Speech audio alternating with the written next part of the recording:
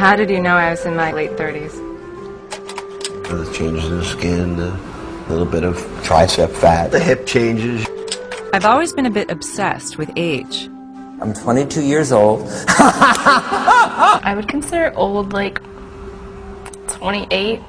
You're not getting the cat call, the cat whistles when you're walking down the street and stuff like that.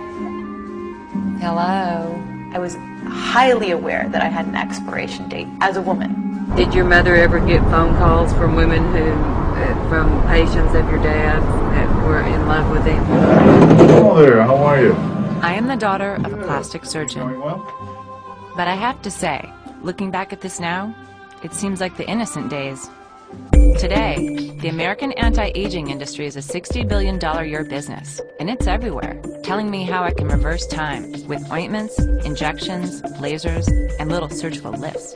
Probably 35,000. Well, my movie producer is here from New York, and she's filming me. Get rid of the saggy eyelids. You combine getting rid of the big, fat turkey neck and being bald, and the aging process, really, I thought, reversed. I showed that photograph to a student once, and they said, "What happened?" And I said, "Age." Once I grew up a little, I started doing things to the way I look to cover my age. I'll simply spend anything on products. This is called the Galvanic Spa. It attracts like a magnet. If it makes you feel like you've got some tiny bit of control over this process, what's the negative? What I was seeing out there in the stores were cosmetics that are supposed to have drug-like benefits. None of them documented scientifically. I'm not likely to get something installed, maybe just something lifted. You're getting a little bit of aging on these upper eyelids. I don't know if that bothers you or not. Do you see how these are starting to come down? Mm-hmm. How old are you when those start to come down? Right away. Well, that's unacceptable. Does that ever bother you?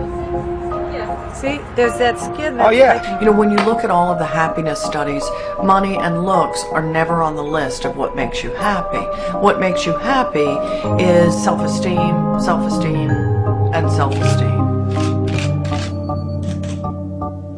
Hey, if I had a chance to walk on the streets of gold and be young all over again, where do you think I want to go? Streets of gold. Of course! Instead of the old folks home, I want to go to the old folks home and eat that bad food.